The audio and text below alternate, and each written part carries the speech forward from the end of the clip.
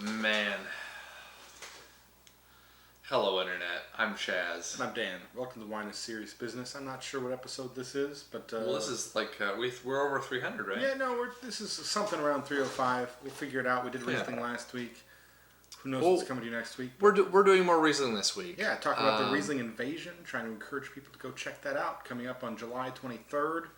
Yeah, which happens to be my three-year anniversary for Jerusha and I. That's pretty anyway, sweet. Kind of funny. Sweet. Shout out to Jerusha. So we'll both be there. So if you guys are at the Riesling Invasion, come say hi. We'll see you. We'll please come and say what's up. That would be great to hear from you. So we have some awesome wines here to try. We tried to do a blind show with these initially, and we'll see if that pans out. But if you're seeing this, you didn't see that. Exactly. But it might have been a train wreck, and if it wasn't a train wreck, we're here trying these wines. So the first one we're going to start with is a kind of a special wine. Honestly, it's like kind of the Allzinger wines are all sort of rare. Some of the top stuff out of Austria, yeah. Yeah, so it's an Allzinger Loibenberg Federspiel. Riesling. So yeah, Federspiel's not the ripest side. I've heard people compare it kind of to Spätlese, right? So it's not completely dry. I poured too much for myself. God damn it. Yeah, both of us. We're trying to take it easy because we already did a show before this. But that's okay. Chaz doesn't have anywhere to go. So we don't drink a lot of Austrian wine on the show, but generally we've had good experiences with it. I just drift towards Germany a little more. Agreed. Austrian wines are one of the wines, like, I think you can find a certain quality, like a very high quality level at a low price point. If you know what you're doing, yeah. Exactly. Like, I think, like, I've often said to people, like, if you go to a restaurant, yep, and they have Austrian wine for sale on their wine list, or and you don't recognize anything on the menu, you can often pick that, and it will be a pretty high quality level. And I keep trying them when I go to restaurants, and I keep being successful. So, and I don't think I've ever had a bad bottle of Alzinger. Yeah, Allzinger, I think we have a few guys that are at the wine storage that we really appreciate. Toby. Shout out to Toby. He really loves Allzinger, and I've had some older bottles from him, like from in the early 2000s, that are just magnificent. Yeah. So yeah, it's an interesting wine, but anyway. About the taste, and we should talk. Let's talk about it. Yeah, a little bit oxidized on the nose, but fresh apple as well. Pretty straightforward. A little bit of honey, but generally a mellow nose, not completely subdued, but it's not really jumping. Absolutely, like honey apple, maybe even a hint of citrus. There's definitely citrus notes in the nose, but it just. Kind of what I've come to expect on the palate. Fantastic, fresh. It's got a feeling of dryness, which is interesting to me because this isn't totally dry, but it's got that nice crisp acidity that really dries all the way across the palate. Just great purity of fruit. Yeah, and like the acidity drags the fruit flavors along for a very long time. Like there's like the appley flavors you were talking about before, hints of stone fruit, citrus, like grapefruit. Really get drug along for a long time based on like that acidity and like sort of like it's almost like, it's not a tan feel, but it's like just like a long sort of structural feel. So the length on this is impressive. Yeah, absolutely. It really draws out. I think this was like 20. How much did I pay for this? $28 a bottle. That sounds about right, boy. And it really delivers well at that price point. I think it totally delivers at that price point. It's fantastic. Yeah. Recommend it to anybody. Really solid stuff. All right. Got to dump out. I'm sorry. Been drinking all day. You know, if you're going to do it, I'm going to do it too. Yep. Yeah. I'm sorry. For those of you who've been watching us for a while, this is the first time we've ever done this on camera, I think. But the time cut is it. right. You can cut it. Yeah, whatever. Nah. We'll let the truth come out. We gotta do 2 shows in the night on a Friday. That's just how it goes sometimes.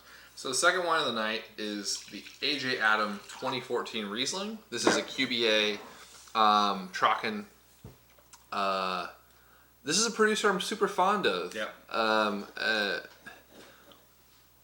Man, it's out of the Moselle Valley. Yeah. But man, their cabinets and their Spätlesers are just fantastic. Yep. Some of their dry wines are just fantastic. The Hofburg dry wine that they produce every year is just beautiful. The producer's really been blowing up over the past few years. Okay. It's been getting a lot of wide distribution, a lot of recognition, and really rightfully so. Like the quality that's been coming out of this. Again, I can't remember a bad bottle of this I've had. I haven't totally had many, agree. but the quality's been fantastic across a range of styles, and I'd recommend it to anybody if you see it. Agreed. This is one of those bottles like I have not had a single bad bottle, and all the way down to their like lowest level. I think this is like $24 a bottle. Oh, sure. This is fantastic. And this is just the entry level dry, right? Yeah, just Riesling Trocken. Yep. And you can tell a younger German wine, like you definitely get some of that sulfur on the nose, right? Like this has definitely been hanging out. J&H Selbach. Yeah, shipped by. Yeah. That's good stuff. Yeah, there's a bit of sulfury notes on the nose, but like a little bit of apples and a little bit of that really like bright, pure honey notes that I love on most wines. Agreed. A bit of strong fruity notes, like I would say like almost pineapple-y, but like that's not stone fruity. Don't know my stone fruits. There, sorry. Yeah, whatever. It's got a little bit of an oxidized feel on the on the palate, especially at first. It kind of fades to the sides as you get going. Then you get this really bright, pure pineapple and apple flavors. A little bit of a floral element right in the center of the palate that really grabs your attention. Stays really interesting. Great acidity here, I think, too. Yeah, killer acid. Just like one thing I really liked about this one in the 2013 vintage that like kind of carries over into this vintage. Textural elements here are fantastic. Yes. Like it's sappy. It's sort of like it never sort of leaves your tongue as far as like the weight. It's appley. It's sort of like lemon, citrus, lime, but those flavors carry on with like a good amount of weight on the palate, which is really like sort of different for a German wine. It's dry.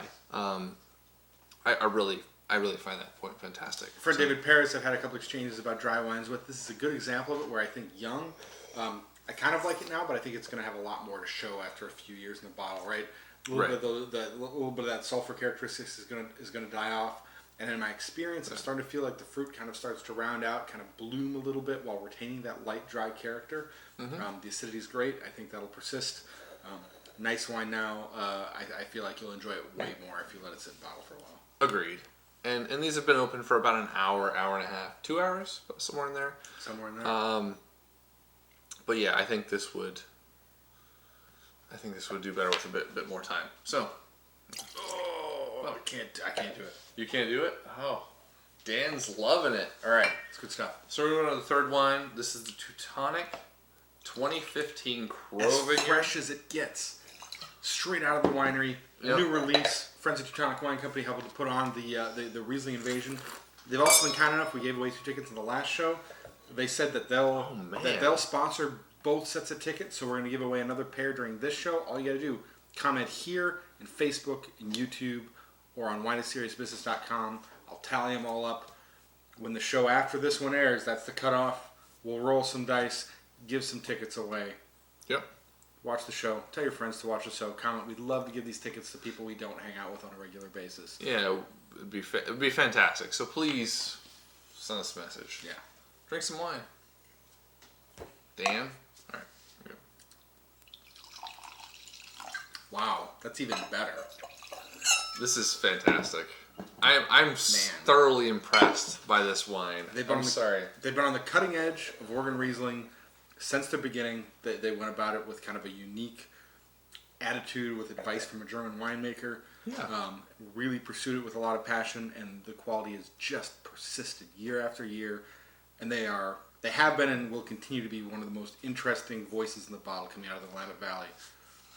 Especially for Riesling, right? Man. Like, I mean, Get into this. Barnaby seems to be like have such an idea about what like an artistic mind about what he wants. Yeah. Out of Riesling, like it's one thing to like just like a vineyard express itself, but like it's another thing to like let a bunch of white wines across the board like have such a persistent quality level and like acidity level. Like He's got it down. I Man, the nose on this Dang, is really opened really up, right? Like the young stone fruits, incredible floral elements, just kind of bursting out of the glass. This is really engaging.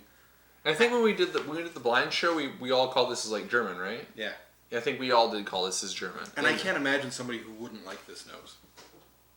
No, it's sort of tropical. I mean, like there's like sort of the honey nose, but like Maybe it's if you're a definitely sweet stone, hater, but definitely yeah. stone fruited. There might be a little bit of residual sugar in this, but not much. Yeah, it just smells awesome. You got to take that button down off too. We're gonna wear our weird shirts for the show. We got to wear the weird shirts for the show. There we go. There we go. Yeah. Who watched Saved by the Bell? I'll Right? say Pikachu and Saved by the Bell have probably never been together on camera before. Yeah. All right. I don't know. Maybe somebody's done a fanfic about it, but I don't know about that. Yeah, there might be like some fan. Whatever. I'm not gonna talk about it. Yeah, this is good on the palate. This delivers everything. Light stone fruit. Blind, I would never guess this is Oregon. I feel a characteristic. Same. I feel like a characteristic flavor of Northwestern Rieslings is a distinct apple flavor, and this drifts way more towards stone fruit. Agreed. And the purity and clarity of it is striking. You could like make me guess again and again and again, and it'd take me a while to get to the Northwest. And I can say, like, as someone so I bought 2012, 2013, and 2014 Crow Vineyard, and at least 2012 and 2014, and tucked them in the cellar. There's a little apple there. I don't believe that I've ever tasted something that's like this stone fruity out of it. Yeah, I haven't. 15 was a ripe year, right? Like that's definitely not something you get every year. And they put it to good use. It's good stuff. Yep. All right, so the last wine we're gonna do. I just threw this one. I drank all of that one, by the way. But I tried to throw this in as a ringer. I guess it's rinse. I tried to throw this in as ringer. Because but it's new on the scene. It's been brought in. It's been brought into Portland fairly recently. This isn't something that's been on the scene for the last. Yeah, I guess we've been drinking wine for almost 10 years now. It's only been in the last couple of years that it's been around. Yeah. But von Winning. Von Winning. Yeah, and this is from the Pfalz, which is not something we drink so much from. Not something I'm really that familiar with. I was trying to stump the buoy. And you know what I mean? Like I think you will every time. Yeah. Because like Falls is not something we were talking about this when we were in Germany. Is the Falls area does not have a similar terroir to like Mosel. Definitely not at all. It's a completely different thing. It's like clay, sandy soil, right? Like compared to, or what I was told. Yeah. While I was there, it's a completely different soil composition than like what we experienced in Mosel, which is like that wonderful slate thing that is just. And again, much like these guys, the Von Winning's been getting huge hype in the United States lately, blowing up. I saw Will Tro. He's got a great Instagram account if you want to go check that out. Yeah, tastes like a huge lineup of these. But this is the Grosses Gewächs from Deidesheimer Grainhubel. That's nice. That's not nice. That's not an easy one to get out, but better than my French pronunciation. I'll give you that. Yeah. I'm sure Germans still think it sounds like garbage, but I'm trying. Very reasonably priced at $40 a bottle. 2014 for what's become a very established name, Grosses Gewächs. That's I think 40 a bottle is very reasonable. Yeah. So definitely in line with what you'd expect, right? it smells good now. This is opened up. All of them opened up since we tasted them. Yeah, we've opened up too, but that's how Good it goes. point. Yeah, we drank Matt under the table, didn't we? we did. Yeah. More delicate on the nose for sure. Stuck at the peppery notes though. Yeah, from the first time. A little bit of floral character, a little bit of very just barely ripe stone fruit, right? Like that. Maybe even drifting towards apple, but I feel like they just barely. You said floral, right? Yeah, floral. Yeah, like it reminds us so. What's the plant we got out front here? I don't know. Y'all gardeners, I talk to Chaz about what flowering plants you got in your front yard because I can't help you out. Anyway, there's a distinct flower we got out front. I'll take a photograph of it. What color is it? I'll send it to the blog. Okay. And it reminds me of that aroma. But man, it smells wonderful. Sorry.